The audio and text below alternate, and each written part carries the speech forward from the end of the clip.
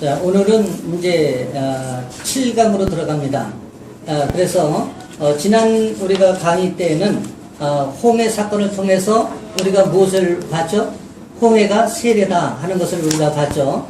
그래서 홍해를 건넌 이스라엘 백성들에게 하나님이 세 가지를 명령한 것을 우리가 한번 상기해 보면, 이것은 홍해를 건넜다기보다는 유월절을 경험한 이스라엘 백성들이지만 유월절도 결국은 세례이기 때문에 우리가 세례에 우리가 경험한 사람들로서는 이 세 가지를 잊어서는 안 된다 하는 그런 의미가 있습니다. 그래서 첫 번째가 뭐죠? 초태생 신앙입니다. 그래서 첫 것을 하나님 것이다. 첫 것은 무조건 하나님 거로 구별하려는 거예요. 그러면 첫 것이 무엇입니까? 하나님 으뜸주의, 하나님 제일주의, 하나님 중심주의. 이 세 가지가 늘 우리 마음속에 가득 차 있어야 돼요. 그래서 가치적으로나 또는 아버지는 어떤 우선순위로나 모든 것에 하나님을 우선으로 두는 것을 우리가 초태생 신앙이다, 이렇게 우리가 말씀을 드렸고, 두 번째는 우리가 무교절을 지키라는 것이었습니다. 그래서 무교절은 우리가 누룩 없는 빵을 먹는 것인데, 이것은 거룩을 얘기하고 구별된 삶을 얘기하는데 곧 예수 그리스도를 상징한다, 이렇게 말씀을 드렸습니다. 그리고 세 번째는 구름기둥과 불기둥의 인도를 받는 것인데, 그것은 우리가 성령의 인도하심을 받는 것으로 우리가 어떤 일이든지 어떤 상황이든지 항상 이렇게 하나님 앞에 먼저 질문하는 습관을 통해서 우리의 주권 이양을 한 그런 삶을 철저히 살아가는 것을 의미하는 것입니다. 그것을 한번 우리가 상기하면서 오늘은 세례받은 사람들이 광야 훈련, 이런 제목을 가지고 우리가 말씀을 나누도록 하겠습니다. 한번 보십시오. 이스라엘 백성들이 홍해 사건을 통해서 세례를 경험하게 하셨는데, 하나님이 우리 차지사님이 보내준 그 지도를 보면은 우리가 홍해를 건너서 바로 블레셋을 지나서 가나안으로 가는 길이 굉장히 지름길인 것을 우리가 알 수가 있어요. 그렇죠? 네. 그럼에도 불구하고 그 길이 불과 4, 5일 내지는 일주일이면은 갈 수 있는 길인데, 그럼에도 불구하고 하나님께서 이스라엘 백성들을 가나안 가는 그 여정 가운데 뺑뺑 돌려서 40년을 돌린 것을 우리가 알 수가 있습니다. 그러면 하나님께서 광야로 이스라엘 백성들을 인도한 데는 하나님의 목적이 있다는 거예요. 우리는 이 목적을 오늘 5대 광야를 통해서 이제 살펴보기를 원하는 것입니다. 왜냐하면 이 5대 광야가 하나님께서 광야 훈련을 시키는데 필요했기 때문에 그 과정마다 하나님의 목적과 이유가 분명히 있기 때문입니다. 여러분들 이제 성경책 출애굽기 15장을 펴놓고 한번 우리가 같이 보면서 오늘 이 과목을 한번 우리가 말씀을 나누도록 하겠습니다. 15장에 보면 우리가 첫 번째 이제 홍해를 건넌 다음에 모세의 찬양이 나오지 않습니까? 그렇죠? 이것을 바다의 노래라고도 하는데, 아니 이스라엘 백성들하고 지도자들이 그렇게 홍해를 건넌 기쁨을 가지고 여호와를 찬양했어요. 그런데 불구하고 이제 광야 훈련에 들어가면서 나타나는 반응들이 이제 오늘 과목에서 이제 나오게 되는 것입니다. 그래서 첫 번째 광야가 뭐냐면은 이제 수루 광야입니다. 그래서 15장 22절에서 한번 이게 눈으로 한번 보시기 바랍니다. 22절부터 이제 해당되는 것인데, 제목이 단물로 변한 마라의 쓴물, 이렇게 성경에는 되어 있습니다. 그래서 이것을 보면은 이스라엘 백성들이 출애굽을 하는데, 이제 이 광야 생활에 있어서 이 홍해를 건너서 수루 광야에 들어와서 4일 길을 걸었다, 이렇게 얘기합니다. 근데 이 거리가 대략적으로 70km 정도 됩니다. 근데 한번 여러분들 생각해 보십시오. 70km를 그 광야길을 걸었다면 얼마나 목이 탔겠어요? 목이 얼마나 말랐겠어요? 이미 소지했던 물은 다 바닥이 난 것입니다. 그 정도 시간이면은. 그런데 이제 마라라는 지역에 도착해서 보니까 물이 있는 거예요. 그래서 이스라엘 백성들이 정말 깊어서 이제 달려가 가지고 마라의 쓴 물을 먹었습니다. 그런데 마라의 그 물이 이게 다를 줄 알았는데 쓴 거예요. 그때 어떤 심정이었을까 하는 것을 한번 상기하면서 오늘 내용을 한번 보면 되겠습니다. 이 마라의 쓴물 사건을 통해서 환경에 첫째 어려움이 이렇게 오게 됩니다. 그러면 환경의 어려움이, 어떤 환경의 어려움이 있었는가? 한번 22절, 23절을 누가 한번 읽어주실래요? 제가 읽겠습니다. 네. 모세가 홍해에서 이스라엘을 인도하며 그들이 나와서 수르경으로 들어가서 거기서 사흘 길을 걸었으나 물을 얻지 못하고 마라에 이르렀더니 그곳 물이 써서 마시지 못하겠으므로 그 네. 이름을 마라라 하였더라. 네, 그 환경의 어려움은 어떤 것이죠? 수르강에서 사흘 동안 물을 얻지 못해 곤비했다는 것, 그리고 마라에 쓴 물을 만났다는 것이 이제 되죠. 근데 우리가 인생을 살면서 이런 수르강야가 여전히 있어요. 여전히. 우리 오순대 성도님 네. 이거 이해하십니까? 수르강야의 이 마라에 쓴 물이 우리 인생에서 이 마라에 쓴 물이 있습니다. 네. 어떤 분하고 상담을 하는 중에 이렇게 말씀을 하셔요. 그분이 우리 지체분에 자기가 대기업에 납품하려고 물건을 5컨테이너를 갖다가 적치를 해놨다는 것입니다. 그랬는데 갑작스레 대기업에 어떤 그 납품처에 문제가 생겨가지고 이것을 납품을 못하고 그대로 스탁하게 돼 있는 거예요. 그때 자기는 운영자금도 없고 너무도 힘든데 이게 말에 쓴 물이구나 라는 것을 자기가 깨달았다. 이렇게도 좀 얘기를 하는 것을 들었습니다. 우리 인생을 살면서 이런 마라에 쓴 물이 우리 삶 부분에 우리가 있습니다. 그럴 때 우리가 어떻게 반응을 해야 되는가 하는 것을 이제 오늘 본문을 통해서 한번 살펴보기를 원합니다. 근데 이럴 때 백성들의 반응과 모세의 태도가 달라요. 백성들은 어떻게 반응을 했습니까? 오늘 보면 24절에서 25절인데 무엇을 마실까 하면서 원망을 했어요. 지도자한테. 우리가 무엇을 마시면 되겠느냐? 물이 이렇게 쓴데 하면서 또 이렇게 원망을 했고, 이럴 때 모세의 반응은 여호와 하나님께 부르짖었다는 거예요. 오늘도 제가 어떤 분에게 이것을 사무실에서 오늘 묵상을 했어요. 그러면서 이 묵상한 것을 그 순간 그 묵상의 내용을 가지고 그분에게 이렇게 카톡으로 전달해 드리면서 지금 말에 쓴 물이 내 인생에 있다면, 그것이 내가 너무 힘들다면 오늘 이 말씀을 가지고 적용해 보시라고 그렇게 제가 말씀을 드렸습니다. 근데 하나님께 부르짖는 거예요. 근데 이 부르짖는 것이 굉장히 중요합니다. 이 부르짖는다는 것이 무슨 뜻이죠? 부르짖는다는 것이 목소리를 높이는 건가요? 어떤 건가요? 근데 이게 히브리 원어적인 측면에서는 절규하듯이 부르짖는다, 이런 뜻이 여기에 포함이 되어 있습니다. 그러니까 백성들은 그 200만이라고 하는 백성들은 먹을 물이 없고 원망하는 소리는 하늘을 찌를 것 같고, 그때 모세는 정말 하나님 앞에 절규하듯이 부르짖을 수밖에 없었던 거예요. 그런데 하나님의 처방이 이제 내려옵니다.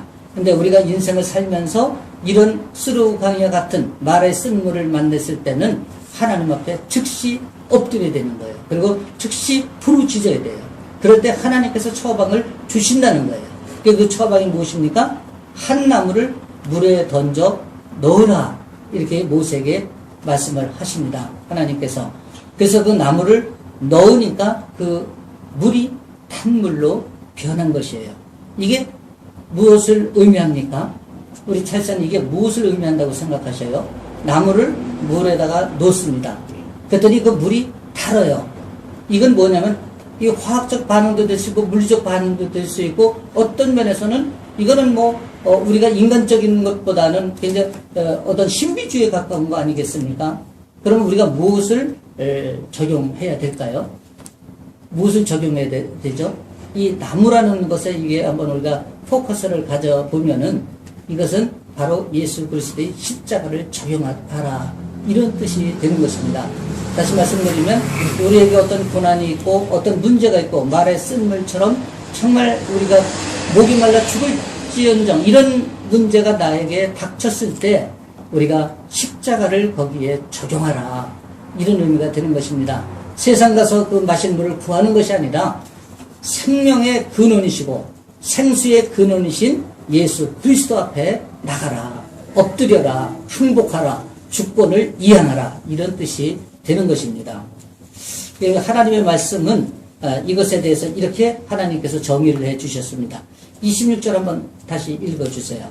이르시되 너희가 너희 하나님 나 여호와의 말을 들어 순종하고 내가 보기에 의를 행하며 내 계명에 귀를 기울이며 내 모든 규례를 지키면 내가 애굽 사람에게 내린 모든 질병 중 하나도 너희에게 내리지 아니하리니 나는 여호와를 너희를 치료하는 여호와임이라. 아멘.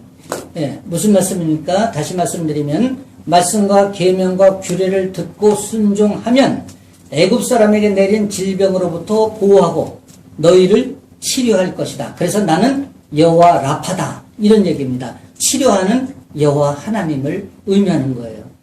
이게 전제 조건이 있지 않습니까? 말씀과 계명과 규례를 듣고 순종하라는 거예요. 이것이 전제입니다. 그런데 많은 사람들은 이것은 하지 않으면서 기도만 하는 거예요. 부르짖어 기도만 하는 거예요. 제가 말씀드렸지 않습니까? 우리가 주권 이양을 하지 않고 기도를 하면 내 의의를 가지고 기도하기 때문에 하나님께서는 침묵하실 수밖에 없다. 이렇게 말씀을 드렸잖아요. 마찬가지로 하나님의 말씀과 계명과 규례라는 것은 하나님이 우리의 삶에 정해주신 거거든요. 그러니까 그것을 지키는 것은 우리가 순종으로 반응해야 되는데 우리가 반응하지 않고 우리가 기도만 한다고 그 기도가 응답되리라 생각하는 것은 우리가 기복신앙이라고 해요. 이것을. 예, 그래서 우리가 기도도 정말 우리가 먼저 하나님 앞에 순종하고 있는가 하는 것을 나를 점검할 필요가 있다 하는 것을 말씀을 드리는 것입니다. 그렇게 할 경우에는 하나님께서 여호와 라파가 되어 주시겠다는 거예요. 치료하시는 하나님이 되어 주시겠다는 거예요. 이것은 우리의 삶의 환경뿐만이 아니라 우리의 질병까지도 하나님께서 치유해 주신다는 하나님의 언약의 말씀인 것이에요. 그래서 우리가 이런 말씀에 의지해서 우리가 기도하면 하나님께서는 즉시 반응을 하십니다. 이것을 통해서 우리가 얻어야 할 교훈이 있습니다. 그 교훈은 무엇인가 하면은 우리가 상황이 기대했던 것로부터 어긋났을 경우에 십자가를 적용하라 하는 것입니다. 근데 십자가를 적용하라는 것은 우리가 지식적으로는 이해가 되는데 그럼 십자가를 어떻게 적용하느냐 하는 것이지 않습니까? 이것은 철저한 회개로부터 시작하는 거예요. 그런데 많은 사람들은 이 회개를 반성 정도를 가지고 회개다 이렇게 생각하시는 분들이 참 많은 것 같아요. 이렇게 뉘우치는 것, 내가 잘못했어 이렇게 생각하는 것이 회개라고 생각하는데 그것은 회개에 온당치가 않습니다. 회개라는 것은 가는 길에서 되돌아서는 거예요. 180도를 되돌아서는 것이에요. 내가 가는 길이 길이 아니면 길을 반대로 확 꺾어서 방향을 전환해서 가라 이런 뜻이 돼 있는 것입니다. 그 회개라는 그 말에는. 그래서 우리가 말씀의 계명으로 돌아가려는 거예요. 그 말씀을 제대로 지키지 않고 우리가 유월절을 경험한 이스라엘 백성들에게 세 가지를 명령한 하나님의 이 세 가지를 우리가 삶에서 적용하지 못했을 때 그 적용하지 못한 부분을 하나님 앞에 내어놓고 기도하고 하나님의 명령대로 돌아가려는 거예요. 그래서 지켜라. 이것은 뭐냐면 순종해라. 이 순종이 안 되는 것이 우리의 이쪽에 있는 자유의지가 자꾸 자기 의지대로 해석하고 판단하고 또 그렇게 정당화시키기 때문에 그런 것이다. 그렇기 때문에 우리가 철저히 주권을 이양하는 문제를 우리가 결단해야 된다. 이렇게 우리가 말씀을 드리는 것입니다. 그래서 진정한 회개가 없는 삶은 하나님께서 기뻐하시지를 않아요. 왜냐하면 그것 자체가 우리가 가면을 쓴 것이고 위선이기 때문에. 그래서 우리가 회개할 때는 철저히 이스라엘 백성들이 회개할 때 어떻게 해요? 머리에 재를 뿌리고 그렇지 않습니다? 그리고 또 이렇게 옷을 찢어요. 예, 또 다윗도 보면 회개할 때 막 옷을 찢었지 않습니까? 예, 그 철저한 그 회개를 자기가 이렇게 표현하는 거예요. 그래서 우리도 우리가 만약 철저히 회개를 한다면 하나님 앞에 무릎 꿇고 기도할 때 눈물이 없을 수가 없다는 거예요. 그래서 저는 이게 하나님 앞에 눈물샘 마르지 않게 우리 기도해야 된다 이렇게 말씀을 드리는 거예요. 근데 우리 아버지 하나님은 탕자의 비유에서도 우리가 공부를 했지만 정말 회개만 하면 아버지는 정말 마음이 너무너무 상하고 아프고 때로는 진노하셨다가도 눈 녹듯이 싹 사그라지는 거예요. 근데 그것 아버지의 마음을 그렇게 정말 기쁘게 할 수 있는 것은 우리의 회개다. 이렇게 말씀을 드릴 수 있는 것입니다. 그래서 그 정리된 글을 한번 보겠습니다. 우리가 살아왔던 삶의 방식은 제불법 불신앙, 부정적인 것이었습니다. 그러나 세례받은 자들은 이제 하나님의 원칙과 기준으로 살아야 합니다. 말씀을 불순종하고 규례를 떠나면 말의 쓴물처럼 우리의 삶에 문제가 나타나고 꼬이게 됩니다. 그때는 십자가를 적용하는 회개의 삶을 살아야 합니다. 우리가 말씀대로 살면 하나님은 치료의 하나님 여호와 라파로 우리를 만나 주십니다. 그렇죠? 네. 여기서 이 말씀대로 살면, 네, 요거를 제가 묵상하면서 보니까 주권을 내게 넘기고 나의 통치 안에서 살라고 하시는 것이다. 이런 깨달음이 왔어요. 너 제발 주권, 네가 갖고 마음대로 하고 싶어 하는 그 너의 그 주권을 내게 넘겨다오. 하나님이 이렇게 호소하시는 거예요. 그걸 넘겨주고 너희가 내 통치 아래 머무르고 통치를 받으라. 이 뜻입니다. 그게 그러면 내가 너희들 다 책임져 줄게. 이거거든요. 하나님께서 그렇게 오늘도 우리에게 말씀을 들려주시는 것입니다. 그래서 오늘 이 말의 쓴물 정말 한번 우리가 생각해 보십시오. 그 더운 날 정말 생수 한 그릇이 너무도 이렇게 간절할 때 물을 봤으니 얼마나 기대가 부풀렸겠습니까? 그런데 가서 쓴 물을 이렇게 먹었을 때 기대가 와르르 무너지는 것입니다. 그럴 때 우리가 그런 기대가 무너졌을 때 실망하거나 좌절하거나 낙망하거나 또는 불평 불만을 하지 말고 우리가 십자가를 적용해라. 이런 뜻이 되는 것입니다. 우리가 문제가 안 풀리는 게 많죠. 우리 오승태 성도님. 그렇죠? 네. 그랬을 때 고민하지 말고 우리가 십자가를 적용하라. 그러면 십자가를 적용하라는 게 무엇이냐? 하나님 앞에 직면하고 하나님 앞에 기도로 나가려는 것입니다. 전제는 우리의 철저한 회개를 통해서. 이해가 되시죠? 네. 네. 두 번째는 이제 신광야입니다.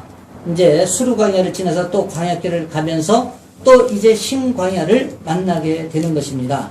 이 신광야는 바로 이제 16장에서부터 이제 시작이 되는데 한번 성경도 16장을 펴놓으세요. 보면은 이제 환경에서의 어려움이 또 이제 닥칩니다. 뭐죠? 한번 1절에서 3절 우리 집사님 한번 읽어주세요. 네. 이스라엘 자손이 온 회중이 엘림에서 떠나 엘림과 시내산 사이에 있는 신광야에 이르니 외부에서 나온 후 둘째 달 15일이라. 이스라엘 자손 온 회중이 그 광야에서 모세와 아론을 원망하여 이스라엘 자손이 그들에게 이르되 우리가 애굽 땅에서 고기 가마 곁에 앉아있던 때와 떡을 배물리 먹던 때와 여호와의 손에 죽었더라면 좋았을 것을 너희가 이 광야로 우리를 인도해 내어 이 온 회중이 죽여 죽게 하는도다. 네, 이 환경의 어려움은 바로 이런 것입니다. 애굽에서 가져나온 양식이 다 떨어진 거예요. 한번 생각해 보세요. 45일 아닙니까? 네, 45일 동안 가져나온 음식, 양식 가지고 그게 남아있을 수가 없지 않습니까? 그렇죠? 그러니까 그것이 다 떨어진 거예요. 그러니까 이제 이렇게 얘기하는 것입니다. 백성들의 반응을 보면 이제 두 번째가 백성들의 반응인데 또 지도자를 원망을 하는데 어떻게 원망합니까? 우리가 애굽에 있었으면 떡도 먹고 고기도 실컷 먹을 텐데 너희가 이 광야로 불러가지고 우리를 다 굶어 죽게 한다는 거예요. 참 이게 합당합니까? 아니 10가지 재앙을 경험했어요. 홍해 사건을 경험했어요. 또 수르광야에서도 하나님께서 그런 놀라운 은혜로 회복시켜 주셨는데도 불구하고 또 똑같은 말을 이렇게 반복하는 것을 우리는 참 볼 수가 있어요. 이것이 우리 인간의 완악함이 아닌가, 우리의 죄성이 아닌가 이런 생각이 듭니다. 이 백성들은 모세와 아론을 이렇게 원망을 했어요. 이랬을 때 하나님의 처방이 무엇입니까? 4절하고 5절 우리 오승태 성도님 한번 읽어 주실래요? 네네. 그때 여호와께서 모세에게 이르시되 보라 내가 너희를 위하여 하늘에서 양식을 비같이 내리리니 백성이 나가서 일용할 것을 날마다 거둘 것이라. 이같이 하여 그들이 내 율법을 준행하나 아니하나 내가 시험하리라. 여섯째 날에는 그들이 그 거둔 것을 준비할지니 날마다 거둔 것이 갑절이 되리라. 네. 이제 하나님의 처방은 이제 양식은 내가 공급해 주겠다는 거예요. 그러니까 공급하시는 이는 여호와 하나님이시라는 걸 가르쳐 주는 거예요. 그러니까 너희들이 수고하고 땀 흘려서 무엇을 공급하는 것이 아니라 공급자는 나다. 다시 말씀드리면 주권이 나에게 있다. 이것을 하나님께서 분명하게 백성들에게 선포하시는 것입니다.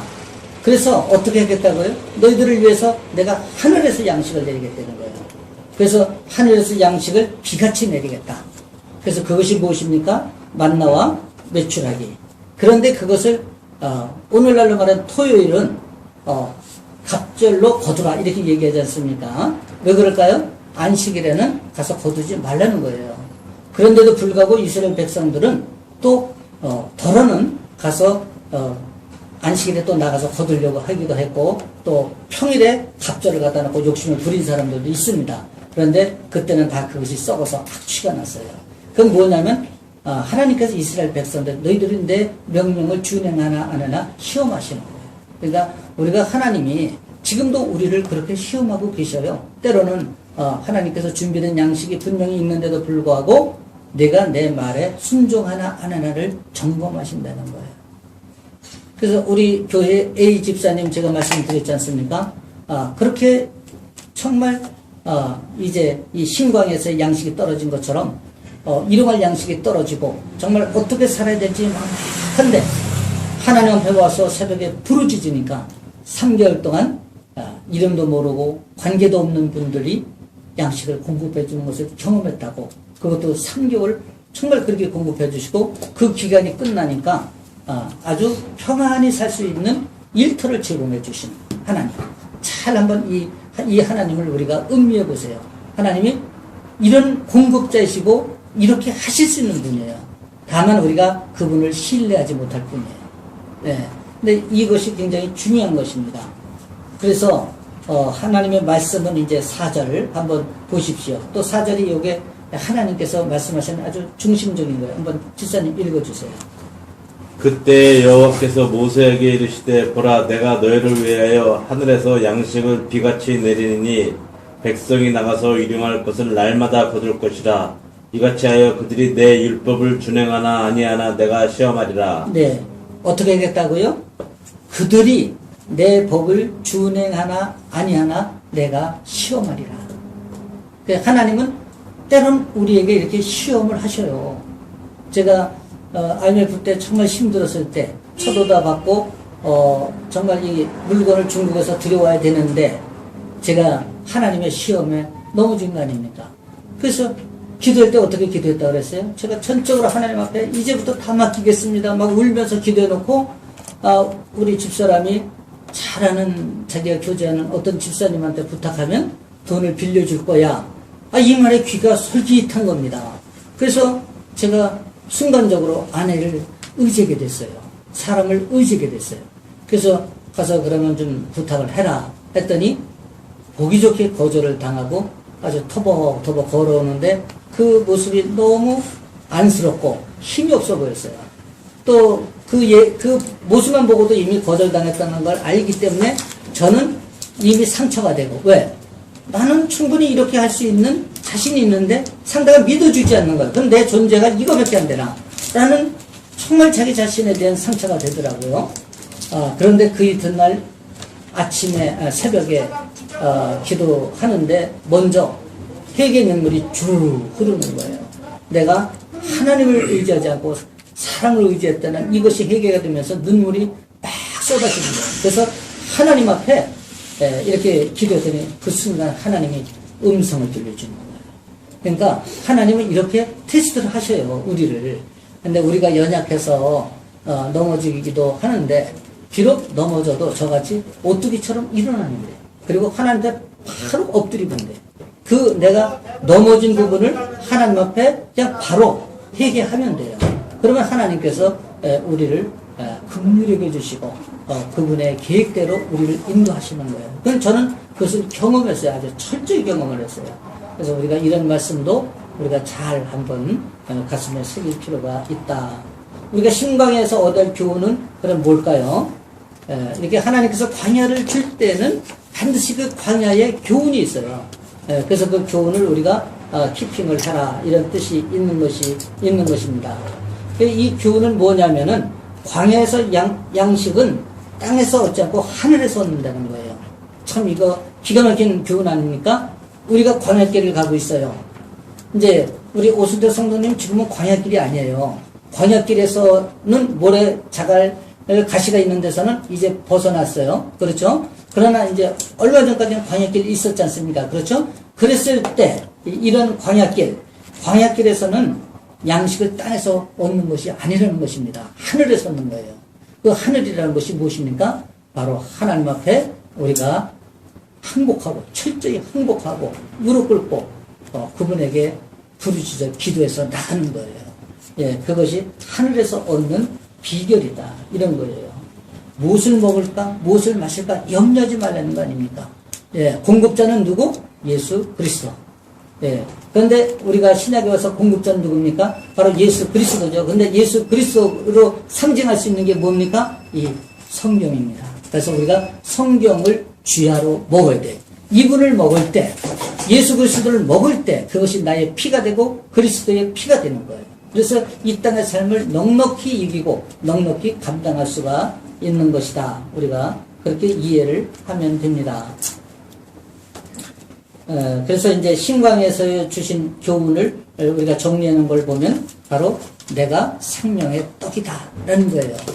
생명의 떡이 누굽니까? 바로 예수 그리스도. 그래서 생명의 떡은 우리가 밖에 나가서 빵가게에서 구하는 것이 아니라 이 성경 66권을 매일 우리가 먹는 것입니다. 이것이 바로 생명의 떡입니다. 그래서 주님은 말씀하셔요. 나를 먹어야 너희가 산다는 거예요. 그래서 오늘도 또 어제 먹었다고 오늘 쉬는 것이 아니라 또 내일도 우리는 계속해서 반복해서 말씀을 먹어야 된다. 우리 아까 찰스님 그런 말씀 하셨잖아요. 이게 강의도 한 번 들었는데 두 번 들으면 다르다. 근데 말씀도 마찬가지예요. 말씀을 오늘 내가 이 본 말씀을 내일 보면 또 깨달음이 또 달라요. 예, 정말 다릅니다. 저는 이게 묵상해 보면 제가 이번에는 이런 관점에서 이 말씀을 봤는데 다음에 보니까 또 이런 관점에서 이게 말씀이 깨달아지는 거예요. 그래서 이 말씀이 참 오묘하다. 이렇게 참 진리의 말씀은 우리가 너무너무 참 귀하다 하는 것을 이렇게 우리가 깨달을 수가 있거든요. 자, 그러면 이제 신광야를 지나서 르비딤 광야로 이제 접어들게 됩니다. 이제 17장이에요. 한번 17장을 우리가 펴놓고 이제 보면서 이게 우리가 말씀을 서로 나누는 것이 좋습니다. 그런데 우리가 첫 광야가 수르 광야였지 않습니까? 수르 광야에서 우리가 마라의 쓴물을 만났잖아요. 그죠? 근데 이 르비딤에서도 이에 목마른 문제가 또 대두가 되는 거예요. 왜냐하면 이제 신광야를 지나서 또 이제 한참을 또 몇 날 며칠 가서 이제 르비딤 광야에 이르렀는데 거기서도 물이 없는 거예요. 마라의 쓴물은 아니지만 샘이 없는 거예요. 샘이. 아니 그 많은 200만이 먹어야 될 거 아닙니까? 그죠? 근데 먹을 물이 없다면 얼마나 이 참 심각한 문제입니까? 양식은 며칠 없어도 살지만은 물은 없으면 못 살아요. 우리가. 더구나 광야에서는 땀이 비오듯 흐르지 않습니까? 그러니까 물이 떨어져서는 살 수가 없는 것입니다. 그래서 이 르비딤 광야에서 이 환경의 어려움을 또 만나는 것이에요. 1절 한번 우리 철사님 다시 한번 읽어주세요. 이스라엘 자손이 온 회중이 여호와의 명령대로 신 광야에서 떠나 그 노종들을 행하여 르비딤의 정맥을 쳤으나 백성이 마실 물이 없는지라. 네, 마실 물이 없다는 이 환경에 이제 어려움에 처해 있는 것입니다. 이제 장막을 쳤다는 거 아닙니까? 오늘날로 말하면 뭐예요? 캠핑, 이 텐트, 이런 것을 쫙 쳤는데 물이 없는 거예요. 이 환경에서 제일 어려운 문제가 이제 대두가 또 됐고, 그런데 이 물이 없는 이 상황에서 백성들의 반응과 지도자 모세의 반응을 한번 우리가 보면 또 이해가 됩니다. 2절에서 4절. 네, 네. 백성이 모세와 다투어 이르되 우리에게 물을 주어 마시게 하라. 모세가 그들에게 이르되 너희가 어찌하여 나와 다투느냐? 너희가 어찌하여 여호와를 시험하느냐? 거기서 백성이 목이 말라 물을 찾으매 그들이 모세에게 대해 원망하여 이르되 당신이 어찌하여 우리를 애굽에서 인도해 내서 우리와 우리 자녀와 우리 가축이 목말라 죽게 하느냐? 모세가 여호와께 부르짖어 이르되 내가 이 백성에게 어떻게 하리이까? 그들이 조금 있으면 내게 돌을 던지겠나이다. 네.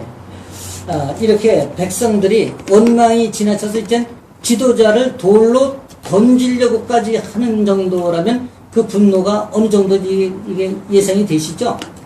이스라엘 백성들은 돌 잘 던지지 않습니까? 스데반도 돌로 쳐 죽였어요. 가늠한 여인도 돌로 쳐 죽이려고 했습니다.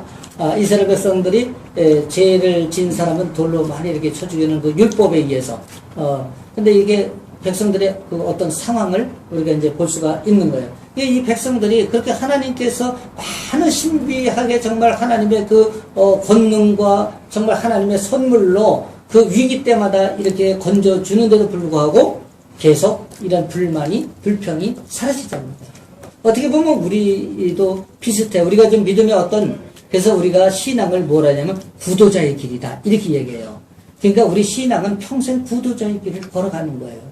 근데 이게 어느 정도 그게 선 사람들은 그래도 이제 이런 것을 잘 소화를 시키는데 그렇지 못한 분들은 이게 조그만 어려움이 있으면 심지어는 교회를 원망하고 하나님을 원망하는 경우도 있어요. 내가 이렇게 맨날 예배 드리고 봉사하고 헌금도 하는데 왜 나한테 이런 문제가 생기느냐는 거예요. 자기는 돌아보지 아니하고. 예, 이렇게 이제 이런 것을 이스라엘 백성들도 마찬가지입니다. 그러니까 이스라엘 백성들도 계속 하나님께서 정말 얼마나 사랑하는지를 보여주는데도 불구하고 만나고 매출하기만 해도 이건 놀라운 일 아닙니까? 정말 하늘에서 그냥 비같이 내리는. 근데 그런데도 불구하고 하나님 앞에 찾지 않고 지도자를 원망하고 지도자와 다투기 시작하는 것입니다. 그런데 이제 여기에 하나님께서 또 처방을 하십니다. 어떻게 처방을 하십니까? 5절 6절입니다. 한번 읽어보세요. 여호와께서 모세에게 이르시되 백성 앞을 지나서 이스라엘 장로들을 데리고 나일강을 치던 내 지팡이를 손에 잡고 가라. 내가 호렙산에 있는 그 반석 위 거기서 내 앞에 서리니 너는 그 반석을 치라. 그것에서 물이 나오리니 백성이 마시리라. 모세가 이스라엘 장로들의 목전에서 그대로 행하니라. 네, 하나님의 처방은 하도 백성들이 이제 그렇게 불평불만을 하니까 원성이 높으니까 이스라엘의 지도자들을 다 부르려는 거예요. 장로들을 다 불러서 모세와 같이 호렙산으로 가려는 겁니다. 그러면 내가 거기에 가서 서 있을 테니 너는 반석을 치라. 저는 이것을 묵상하면서 순간적으로 제가 눈물을 흘렸습니다. 왜 흘렸을까요? 한번 맞춰보세요. 자, 보십시오. 백성들 지도자를 다 불러놓고 모세 보고 호렙산에 오라는 것입니다. 그리고 내가 가서 호렙산에 서 있겠다는 거예요. 서 있을 테니 너는 반석을 치라는 거예요. 아니, 내가 호렙산 반석에 하나님께서 서 있습니다. 근데 반석을 치라는 거예요. 누구를 치라는 거예요? 나를 치라는 거예요. 저는 이것이 그냥 가슴에 탁 올 때 예수 그리스도가 그래서 우리를 위해서 십자가를 지셨잖아요. 그렇죠? 참 그것이 이렇게 크로우접되면서 그냥 가슴이 뭉클하더라고요. 하나님이 우리를 정말 그토록 사랑하시는 것입니다. 이스라엘 백성들을. 그래서 어찌 보면 하나님이 그 지팡이에 맞으시면서까지 반석의 물을 터뜨려주는 이런 정말 지극히 사랑이 많으신 하나님을 우리가 경험해야 돼요. 이랬을 때 반석에서 물이 터진다니.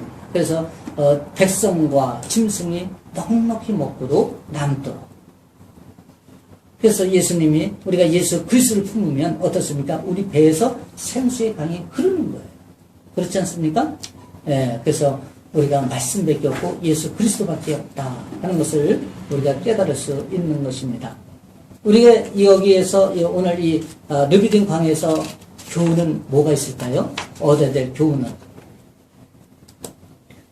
인생에 있어서 우리의 목이 마른가 하는 것을 한번 생각해 보시면서 그렇다면 반석이신 그리스도께 가라.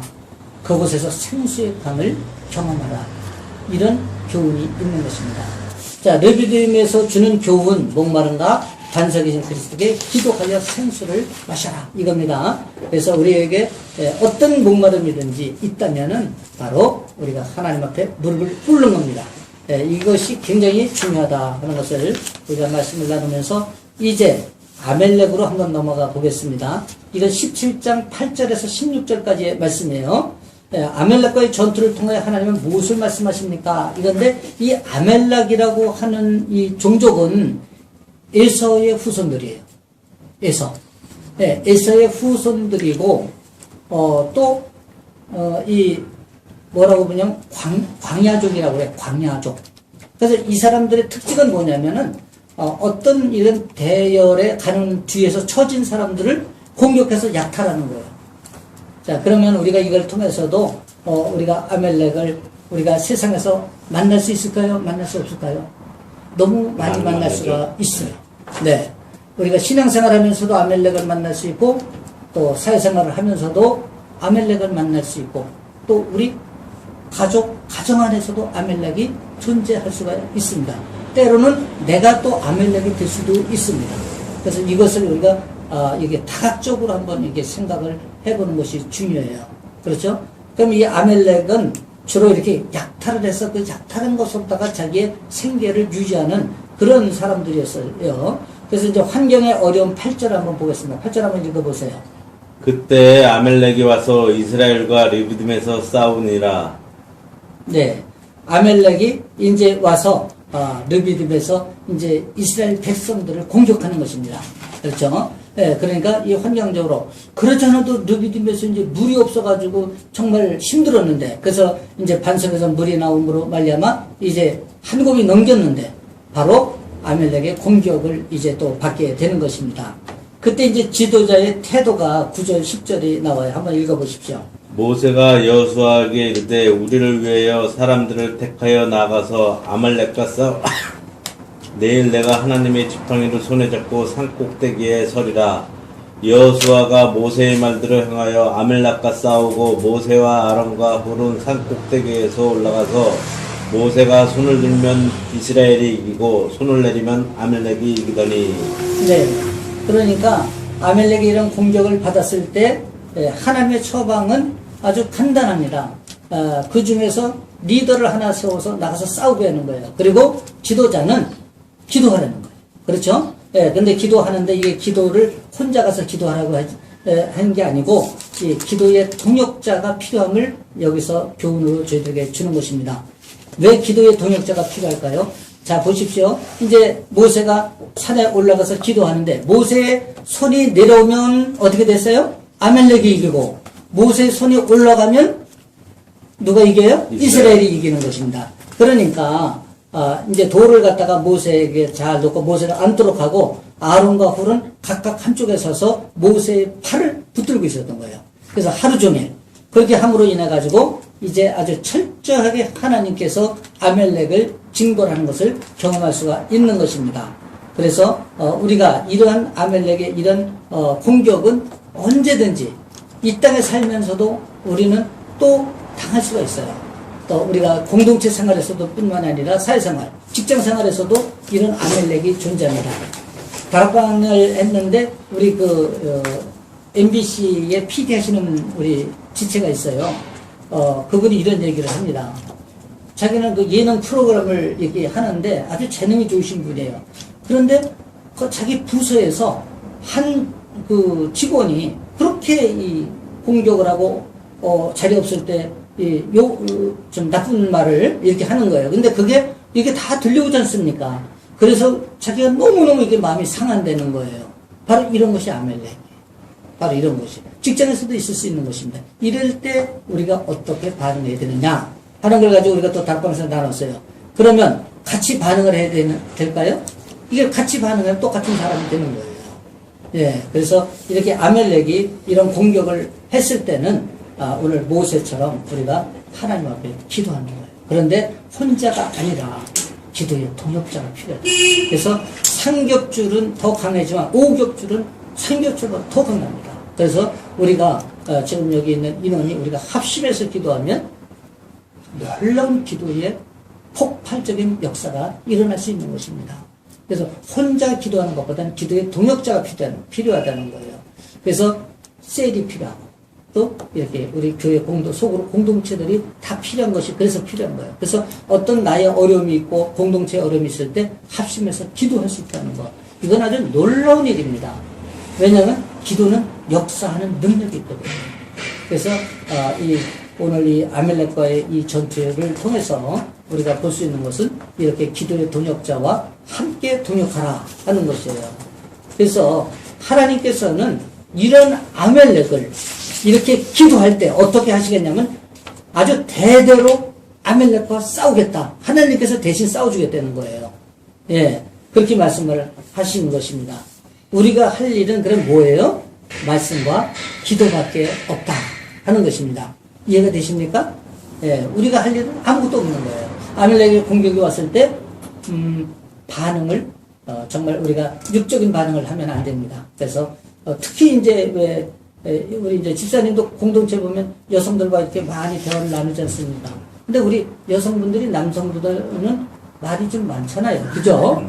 근데 그 말이 많은 것 중에 또 어떻게 얘기를 하다 보면 이게 상대방에게 상처되는 말들이 있을 수가 있는 거예요. 그게 돌고 돌면 이게 또 서로 공격이 되고 아멜렉이 될 수가 있는 거예요. 그래서 우리가 항상 영적 분별력을 가지고 한마디 말을 해도 덕이 되는 말, 하나님이 기뻐하는 말, 언어, 이 언어의 훈련도 그래서 우리가 필요하다 이렇게 보는 것입니다.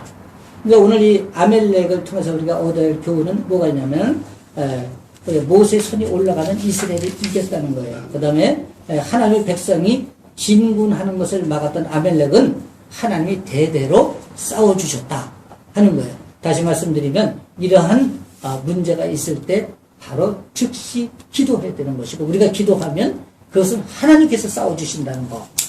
이것이 아주 핵심적인 교훈이 되는 것입니다. 이해가 되십니까? 네. 네. 주님은 우리를 통해서 이 땅의 교회를 하나님의 나라를 건설하기를 원하십니다. 때문에 어려움을 주실 때마다 우리가 홀로 서기 하기보다는 함께 기도의 손을 맞잡고 서로의 문제를 위하여 기도하며 동역하기를 기뻐하십니다. 근데 우리가 생각해 보시죠. 우리도 이제 여기 교회를 새로 이렇게 이제 땅을 구입해서 건축해서 이사 왔지 않습니까? 이게 온 교인들이 정말 릴레이 기도를 하고 기도로 합심했으니까 이것이 이루어졌지. 이게 금액으로 봐도 상당한 금액입니다. 그렇잖아요? 이런 공동체에서 그 기도가 아니면 이런 힘을 발휘할 수가 없는 거예요.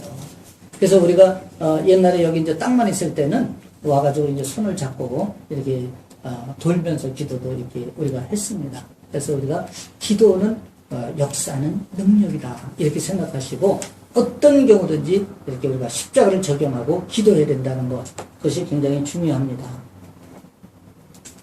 그런데 이제 우리가 아까도 잠깐 제가 언급했지만 나도 모르게 내가 아멜렉이 될 수 있다는 거예요. 근데 이거 굉장히 경계해야 돼요. 근데 어떤 사람이 그럼 아멜렉이 될 수 있는 우려가 가장 높은가? 자기 의가 강한 것. 그래서 내가 옳다는 것이 정의가 돼서 그 정의가 율법이 돼요. 그래서 바리새인이 되는 거예요, 내가. 그러면 나는 아멜렉이 될 수가 있습니다. 이해가 돼서 이게 제 말씀이 자기 의가 강한 사람들이 여기에 굉장히 노출되기가 쉬워요. 그래서 우리가 경계를 해야 되는 것은 그런 부분이 있습니다. 근데 이 아멜렉이 내가 되면 어떨까요? 누가 나를 대적해요? 자신은 누가 나를 대적해요? 하나님. 그럼 어떻게 돼요? 큰일 나는 것입니다. 그래서 우리가 내가 아멜렉이 되면 안 되는 거예요. 오늘 교훈이 그거지 않습니까? 모세가 기도하니까 하나님께서 아멜렉을 대신 싸워주시는 거예요. 네.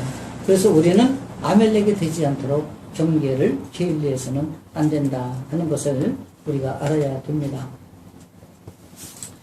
자, 그리고 시내 광야로 이제 넘어가겠습니다. 시내 광야. 이제 아멜렉을 지나서 이제 시내 광야로 이제 접어듭니다. 근데 이 시내 광야에서의 이 문제는 우리가 이 땅을 살아가는 동안에 누구에게도 일어나는 문제라는 거예요. 이것이. 그래서 이 문제를 우리가 이제 한번 보도록 하겠습니다. 이게 18장에 나온 것입니다. 이제 우리 18장 한번 보십시오. 보면은, 이 시내 광야에 들어왔을 때의 이제 상황을 이제 잠깐 설명을 하겠습니다. 백성이 200만 명이잖아요. 그렇죠? 남녀 다 해서 어린아이까지 합치니까 한 200만 명인데, 여러분 한번 생각을 해보십시오. 200만 명이 텐트를 치면은 어마어마하지 않겠습니까? 그런데 그 모든 문제를 모세 혼자 감당을 하는 거예요. 아니, 모세가 신도 아닌데, 대행자이긴 하지만 신은 아니잖아요. 그런데 전지전능하지도 않는데, 인간의 한계가 있는데, 체력의 한계가 있는데, 아니, 모세가 온종일 서서 그 재판하고 판단하고 네가 옳으니 내가 옳으니 이거 해줘야 되는 것입니다. 또 백성들은 어떻습니까? 앞에 사람이 안 끝나니 서서 기다릴 수밖에. 그럼 하루 종일 몇 명이나 겠습니까? 이런 송사 문제를 할 수가 없는 거예요. 이런 이제 그 시내 광야. 그래서 우리가 다시 이 시내 광야에 대한 것을 말씀을 나누면 이렇게 그 많은 이스라엘 백성들이 텐트를 치고 이제 광야 생활을 하는데 송사 문제를 지도자한테 다 가져오면 해결할 수가 없는 거예요. 그래서 이것을 장인인 이드로가 보고 가장 좋은 방안인 10부장, 100부장, 1000부장 이런 제도를 도입을 해서 거기에 맞는 이렇게 지도자들이 각각 이 일을 감당하면 마지막에 와서 그래도 해결 안 되는 것만 최종적으로 이제 모세가 감당하면 서로가 합력해서 또 동역해서 일을 잘 이렇게 마무리할 수 있다. 이제 그런 것이죠. 그래서 이런 것을 통해서도 우리가 문제를 해결하는 처방을 하나님께서는 이렇게 또 사람을 통해서 이렇게 인도해 주신 것입니다. 그러니까 이드로를 통해서 하나님께서 이러한 제도를 만들도록 해 주신 거예요. 그런데 아까 우리 차지사님이 읽은 21절이 이제 어떤 사람을 세워야 되는가 하는 것이 또 중요하지 않습니까? 그런데 이런 소그룹의 리더든 어떤 우리 사역의 어떤 부분의 리더든 리더 한 사람을 잘못 세우면 그 조직이 다 일을 못하고 죽어버려요. 자, 다락방에 순장 하나 잘못 세우면 다락방 자체가 다 무너져요. 또 너무 이렇게 정말 바깥에서 이렇게 말씀 듣기를 좋아하고 우리 안에서 만족을 하지 못하고 뭐 이상한 행동을 하는 이런 분들은 또 나중에 이단으로 빠져가지고 다락방 식구까지 다 끌고 나가는 그런 경우가 있습니다. 그래서 우리가 우리 교회도 이렇게 지도자를 세울 땐 당에서 그분을 놓고 참 기도 많이 하고 그분을 한 분 세울 때 정말 점검을 많이 합니다. 그냥 추천한다고 막 세우는 것이 아니라 왜냐하면 정말 리더가 중요해요. 그래서 정말 장로님 한 분 잘못 세우면 어떻게 되겠어요? 이거 생각해 보세요. 맨날 당에서 쌈 뱉기 더 나겠어요. 그럼 하나님이 기뻐하겠습니까? 그래서 우리가 지도자를 세우는 데 있어서도 정말 능력이 있는 것도 중요하지만은 그 능력보다 더 중요한 것이 인격과 인품이에요. 그래서 하나님의 성품과 하나님의 덕목으로 잘 다듬어졌는가, 잘 말씀에 길들여졌는가 하는 것이 그 지도자를 선택하는 기준이 되어야 한다. 우리가 이렇게 볼 수가 있습니다. 또 하나님이 주신 지혜는 아까도 말씀드렸듯이 이렇게 10부장, 50부장, 100부장, 1000부장 이런 중간 지도자를 선택해서 그들에게 윤례와 법도를 가르치고 마땅히 갈 길과 할 일을 훈련함으로 모세를 대행하게 할 수 있는 것이에요. 이것은 권한의 위임이에요. 그렇죠? 모세가 갖고 있는 권한을 이런 중간 지도자들에게 각각 위임을 해주는 것입니다. 그 위임을 해줌으로 말미암아 그들이 그 사명을 잘 감당할 수 있도록 하는 거예요. 근데 그 전제 조건이 뭐냐면은 율례 법도를 가르치고 마땅히 지키게 하라는 거예요. 네, 이것이 반드시 중요한 것입니다. 네, 이것이 된 그런 사람들 중에서 능력 있는 사람을 우리가 선택을 해야 되는 것이죠. 이걸 통해서 우리가 얻을 교훈은 뭐가 있습니까? 하나님 나라의 건설은 나 혼자만 할 수 있는 것이 아니에요. 그래서 사람을 훈련시키고 세워서 함께 동역함으로 우리가 하나님 나라의 건설을 이룰 수 있다. 이런 것을 우리가 교훈으로 알 수가 있고요. 개인의 리더십이나 탁월성으로 세워가는 것이 아니라 드림팀을 만들어야 된다. 드림팀. 그러니까 오늘 우리 여기서 이렇게 소그룹 공동체로 우리가 또 이렇게 출애굽을 우리가 강의하고 또 말씀을 나누고 있지 않습니까? 이렇게 우리가 소그룹을 이룰 때 드림팀이 돼줘야 돼요.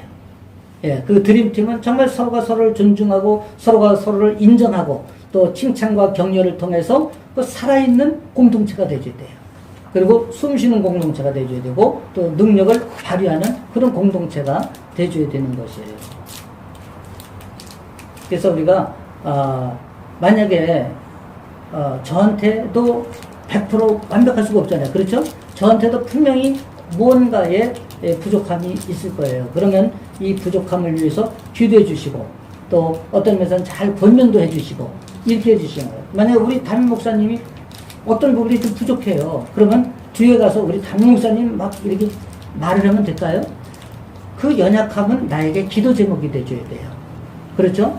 내가 오늘 우리 오순태 성도님을 봤는데 어떤 부분이 연약해. 그러면은 그 연약한 부분을 사람들이 모인 데 가서 야 우리 오순태 성도는 이렇다더라 이렇게 얘기하는 게 아니고 내가 그 연약함을 돕고 또 그 연약함을 위해서 기도하고 중보하는 거. 이게 드림팀을 만드는 것이다. 이렇게 우리가 이해를 하면 되겠습니다. 그 정리된 말씀을 한번 읽어보겠습니다. 사랑하고 존경한다면 그가 원하는 무엇을 못해 주겠습니까? 모든 것을 주고도 또 줄 것이 없는가를 찾는 마음이 사랑입니다. 하나님은 사람을 세워 함께 동역함으로 하나님 나라를 세워가기를 원하십니다. 그의 나라 그의 왕국이 우리 만남의 목적입니다. 우리는 목자와 함께 10부장, 50부장, 100부장이 되어 하나님의 나라, 하나님의 통치를 도와야 합니다. 주님이 나의 해답인 것처럼 나도 주님이 해답이 되어야 합니다. 정말 너무도 귀한 말씀이죠? 주님이 우리가 해답인 것처럼 우리도 문제의 해답은 주님이에요. 그러니까 엉뚱한 데 가서 찾는 것이 아니라 바로 해답을 알면서 우리가 아는 것으로도 중요한 것이 아니라 그 해답을 알았으면 적용을 해야 돼요.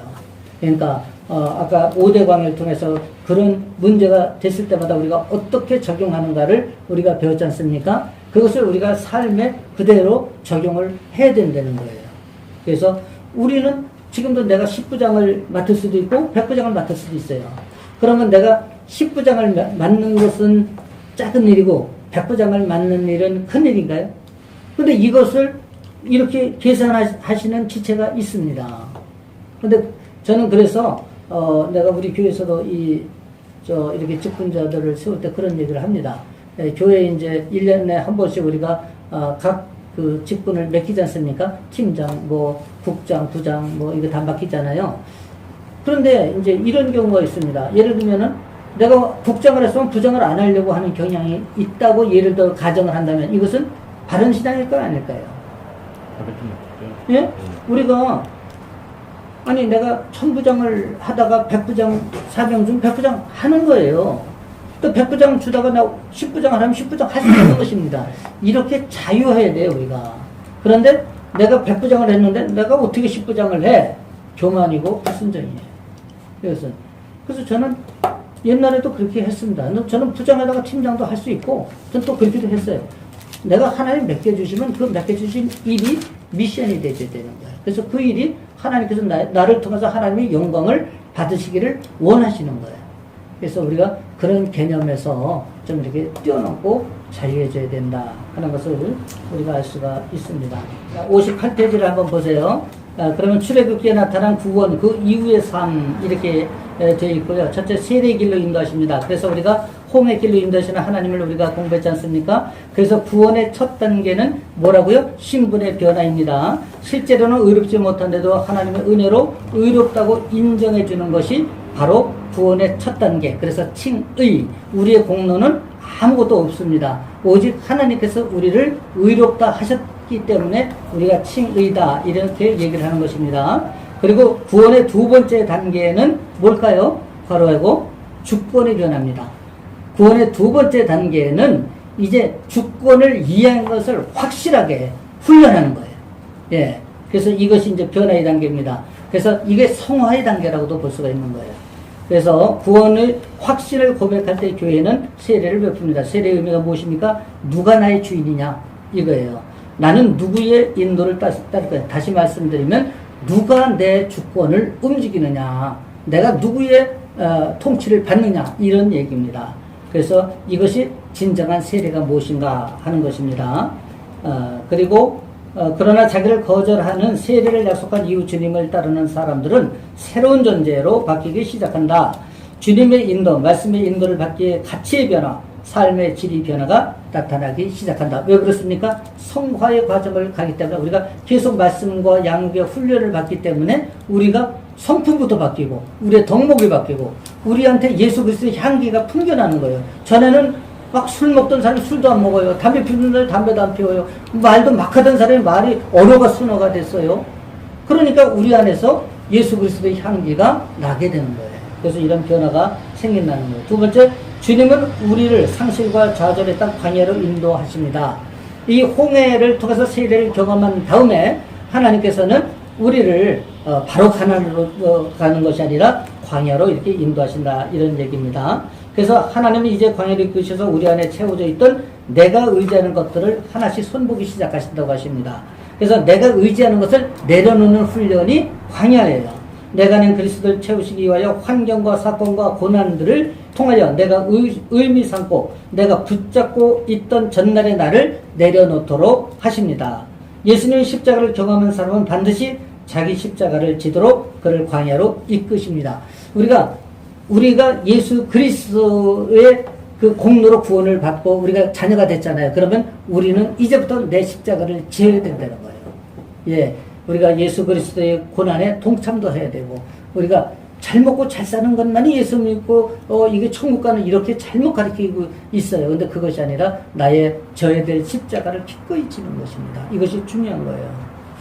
광야에서 주님은 내가 기대하던 것, 내가 붙잡고 있던 것, 내가 의지하는 것들을 내려놓도록 이끄십니다. 우리가 광야 생활, 이런 고난을 당하게 되면은 내가 세상적인 가치관으로 쥐고 있고 이것이 아니면 안 되겠다고 생각했던 것들을 스스로 내려놓게 되더라고요. 나도 경험을 해보니까 내려놓을 수밖에 없는 거예요. 왜? 나의 그런 것의 한계를 초월해버려요. 예, 나의 지식과 경험과 그런 가치적인 것으로 해결할 수 없는 문제가 봉착하더라고요. 그래서 내려놓을 수밖에 없는 거예요. 그래서 그 모든 것을 하나님 앞에 내어 맡기는 단계로 간다. 이렇게 볼 수가 있고요. 하나님은 우리의 무엇을 내려놓게 하셨습니까? 이 5가지 광야를 통해서 마라의 쓴물 15장에서는 기대가 무너지는 것을 통해 우리가 십자가를 적용하는 것을 말씀하셨고, 두 번째 양식이 떨어지는 신광야, 수르광야에서 마라의 쓴물이라면 신광야에서는 양식이 떨어지는 것. 그래서 우리 경제 문제, 이것을 통해서 우리가 좌절도 우리가 겪지만은 그 문제 해결도 공급하시는 이는 여호와 하나님이라는 것을 알 수가 있는 것입니다.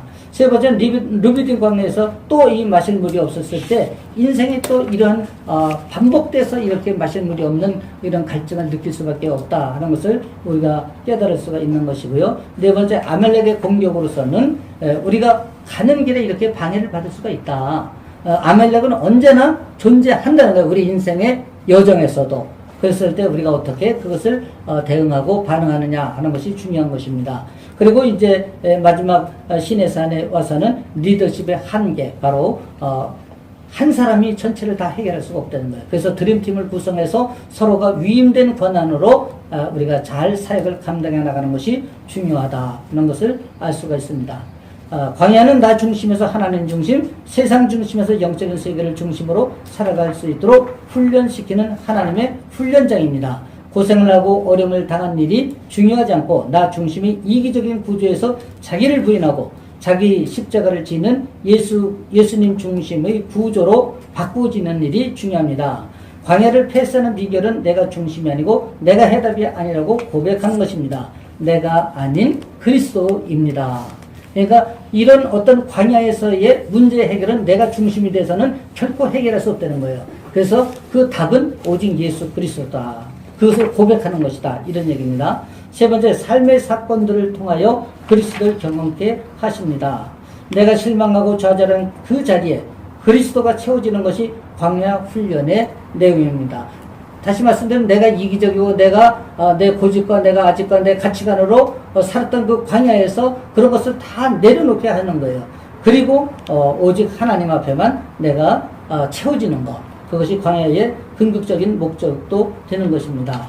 그래서 수르광야, 신광야에서 이제 적용을 어떻게 하면 되는가. 그래서 수르광야에서는 우리가 마라의 쓴물을 만났을 때는 십자가를 적용해라. 그래서 십자가 중심. 그리고 신광야에서는 양식이 떨어졌을 때는 공급하시는 이는 여호와 하나님이라는 말씀 중심을 우리가 깨달아야 되고, 르비딤 광야에서는 인생의 목이 마를 때 그럼 어떻게 합니까? 반석인 그리스도를 통해서 부르짖어 기도할 때 생수의 강이 흐른다는 것을 우리가 경험한다는 거죠. 다시 말씀드리면 성령 중심이다. 이렇게 볼 수가 있는 것입니다. 그리고 네 번째, 아멜렉과의 전쟁에서는 우리 인생길의 원수가 앞을 가로막고 또 우리를 괴롭힐 때 우리는 기도의 동역자를 찾아야 된다는 것. 다시 말씀드리면 그러한 우리의 사람 중심을 말씀하고 있는 것입니다. 다섯 번째, 시내 광야에서는 지도자의 한계가 드러날 때 그 지도력의 문제로 공동체로 불평과 잡음들이 들릴 때 목자의 드림팀을 만들어서 우리가 서로 동역함으로 인해서 이런 모든 문제를 해결해 나가는 것이에요. 그래서 교회 중심, 하나님 나라 중심으로 우리가 하나 되어야 된다. 이렇게 말씀을 드릴 수가 있습니다.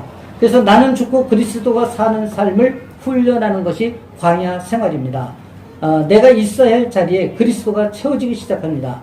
이렇게 자기가 비워지고 그리스도가 채워지는 경험을 가진 광야 생활 이후에는 하나님은 그들을 말씀의 산인 신의 산으로 인도하여 하나님의 기준, 하나님의 갈망을 계시하십니다. 이 하나님의 갈망이 뭘까요? 십계명. 그렇죠? 그래서 우리가 이제 다음 주에는 이 십계명에 대해서 언약 관계로 만나는 하나님에 대해서 말씀을 나누도록 하겠습니다. 이렇게 해서 7강을 마치도록 하겠습니다.